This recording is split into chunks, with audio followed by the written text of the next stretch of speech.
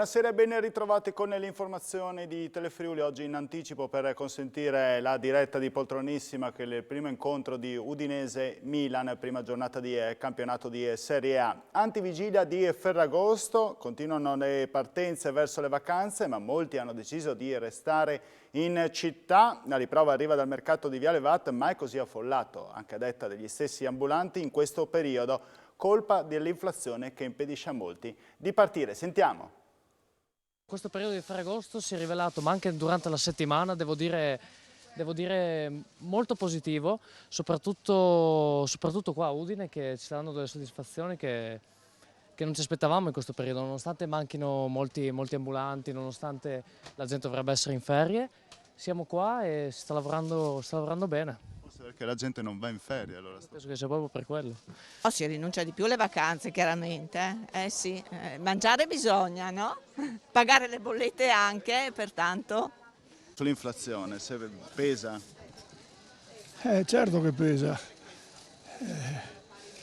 C'è un rincaro in tutti gli articoli, sia nel cibo che non parliamo delle bollette o della benzina. Allora lei non ha visto la guerra del Golfo, quando è aumentato tutto? Era più un dato di più del 22-23, però loro dicevano che era il 20, ma era il 24. Quindi adesso non è niente a confronto? No. Ha trovato roba a buona qualità, a buon prezzo, oppure è aumentato? I prezzi sono alti, ma se si vuole pesce buono bisogna anche spendere. L'inflazione pesa? Sì, a tutte le famiglie, sempre di più.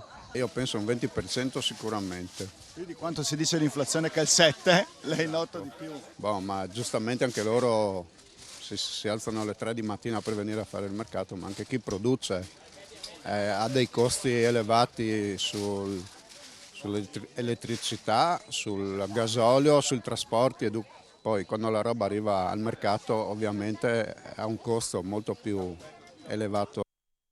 La cronaca, anomalo contenuto della borsa, aspetti legati all'orologio e alle ragioni del suicidio con modalità tra l'altro roboanti a pochissima distanza da casa dopo aver consumato la stessa colazione della mattina della scomparsa, sono aspetti della vicenda di Liliana Resinovic che per Gabriella Marano, psicologa consulente di Sergio Resinovic, fratello di Liliana, la perizia della procura non chiarisce. Secondo i periti della Procura, lo ricordiamo, Liliana Resinovic, dopo essere scomparsa il 14 dicembre 2021, si sarebbe suicidata e la morte sarebbe avvenuta 2 o 3 giorni prima del ritrovamento.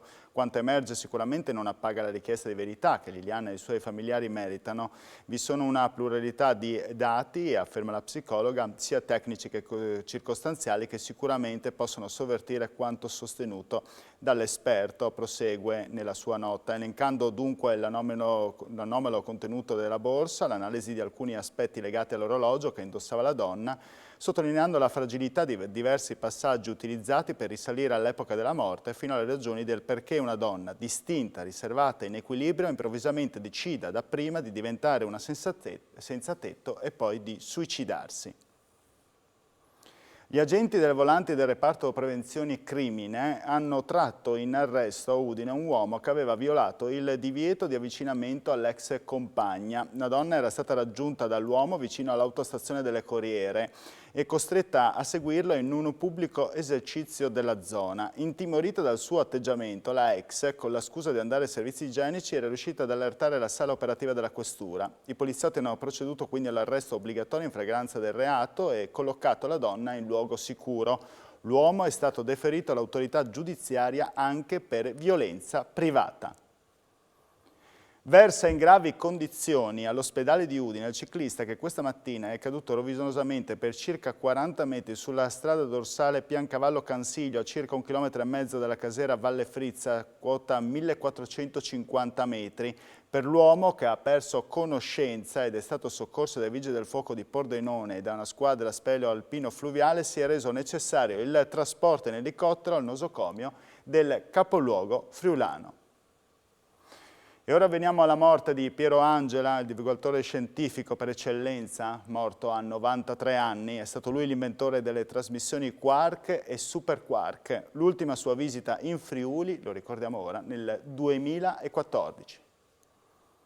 Da una parte un buon viaggio papà, messaggio affidato ai social dal figlio Alberto, dall'altra lui, il più grande divulgatore scientifico degli ultimi 70 anni, a concludere la sua esistenza con un messaggio: carissimi tutti, penso di aver fatto la mia parte, cercate di fare anche voi la vostra per questo nostro difficile paese. Un grande abbraccio. Così Piero Angela, 93 anni, principe di scienza e umanità, si è congedato per sempre. Lui, padre delle indimenticate trasmissioni televisive Quark e Super Quark, tanti i legami con il nostro Friuli nelle sue rare presenze in regione, da ricordare la consegna nella capitale del premio Lucchetta, l'ultima volta in Friuli per l'inaugurazione del museo multimediale della Regia Stazione Ferroviaria. Era il 5 luglio 2014 quando Angela approdò nella Bisiacaria, avendo tra l'altro un malessere di Puglia. Libro di storia, vista da vicino è tutt'altro e queste immagini credo che permettono anche di chi ha attraversato le guerre, ma soprattutto ai giovani, di capire meglio cosa vuol dire e cosa voleva dire, specialmente nella grande guerra mondiale, essere in trincea. E ancora una tappa a Staranzano per una conferenza e la consegna di una foto della cometa Yakutake donata da Stefano Codutti del Circolo Astrofili di Talmassons. Angela, uomo colto e diretto, personaggio efficace, per questo ci piace chiudere con una sua frase che è anche un ragionamento. L'Italia è un paese morto, non ci sono punizioni per chi sbaglia, non ci sono premi per chi merita. Tanti messaggi di cordoglio per la morte di Piero Angela, tra questi anche il presidente della regione Massimiliano Fedriga. Piero Angela, ha commentato su Twitter il governatore, ha saputo raccontare in maniera semplice alla portata di tutti le bellezze e la cultura del nostro paese facendola conoscere al mondo. Oggi perdiamo un riferimento e un patrimonio di sapienza inestimabile. L'estate, come spesso accade, si dimostra il momento più critico dell'anno per gli istituti penitenziari. In questo 2022 è reso ancora più doloroso dal drammatico incremento dei suicidi, circa 50 in tutta Italia. A Udine a visitare i detenuti sono stati oggi il garante dei detenuti, il presidente del Consiglio regionale Piero Mauro Zannini e alcuni esponenti del PD e dei Radicali. A settembre è prevista un'importante ristrutturazione dell'istituto penitenziario di Via Spalato con nuove aule informative e l'arrivo di nuovi educatori. Sentiamo. Ci sono ancora alcuni lavori da fare, abbiamo visto, ringraziamo il direttore che ci ha evidenziato sul piano terra, poi in attesa dei grandi lavori che partiranno a settembre-ottobre che ristruttureranno l'ala femminile dove sono fatti poi degli spazi ad uso e consumo per la parte formativa, di recupero dei detenuti. Ecco, credo che insomma, da Udine possa essere insomma, ecco, tracciata attraverso l'attività di molti quella che è poi la funzione rieducativa del carcere. Oggi sono qui presenti 115 detenuti, abbiamo avuto punte molto più alte di sovraffollamento, per fortuna c'è un abbassamento di presenze che consente di vivere in un'estate che è fra le più calde e che in carcere pesa molto, soprattutto dopo 2 anni di Covid. A settembre dovremmo finalmente avere la direzione permanente effettiva dell'istituto, mentre oggi è solo a copertura di 1 o 2 giorni alla settimana e dovrebbero arrivare 2 educatori, perché oggi si soffre anche per questo, non solo la mancanza di agenti ma la mancanza di operatori. Il problema del carcere non interessa solamente i detenuti e non interessa solamente la polizia penitenziaria, gli operatori all'interno del carcere, ma riguarda tutta la società, perché una società democratica, una società avanzata si misura anche dalle condizioni del carcere, dalle condizioni degli istituti penitenziari. E ora la sanità con il Consiglio straordinario comunale di Palmanova ieri a difesa dell'ospedale, un centinaio delle persone presenti per chiedere la riapertura di alcuni reparti chiusi a causa del Covid e per la mancanza di personale. Sentiamo. Un centinaio di persone presenti per chiedere la riapertura di alcuni reparti dell'ospedale di Palmanova. Non un presidio o un sit-in di protesta, ma è stato un consiglio comunale straordinario a riportare alla ribalta il tema del nosocomio palmarino già penalizzato dalla cancellazione del punto nascite. Il Covid ha poi ulteriormente declassato il principale punto sanitario della Bassa Friulana.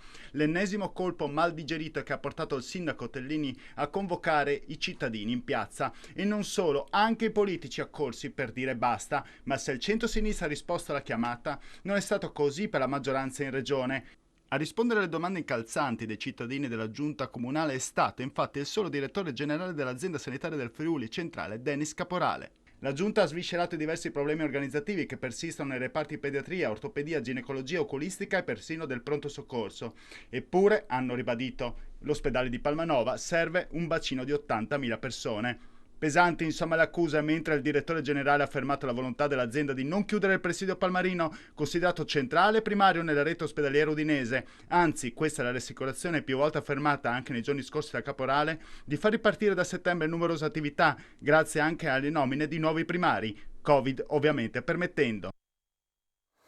I dati diffusi oggi sulla pandemia indicano 732 nuovi contagi da Covid-19 in Friuli Venezia Giulia su 5.178 tamponi tra molecolari antigenici. Sono 3 i decessi, 2 in provincia di Udine, 1 in provincia di Gorizia, 3 le persone ricoverate in terapia intensiva, mentre sono 226 quelle ospitate in altri reparti.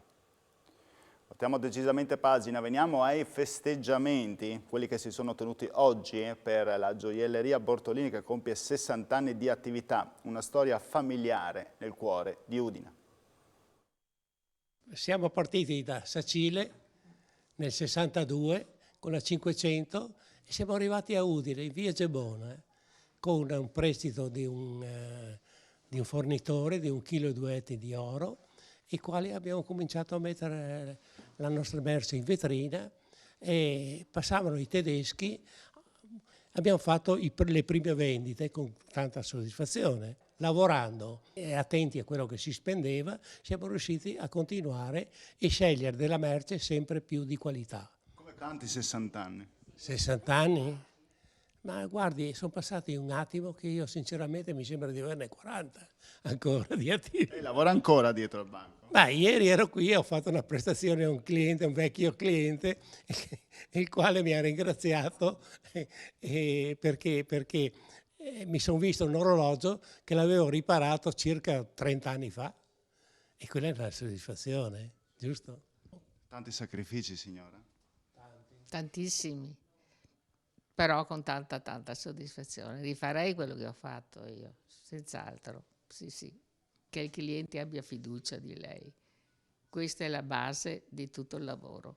Voi avete investito e creduto, e credete tuttora nel centro di Udine. Fare 4 negozi offline e un negozio online significa credere principalmente nel territorio, credere ancora che la vendita al banco con un contatto con una persona è fondamentale e importantissima.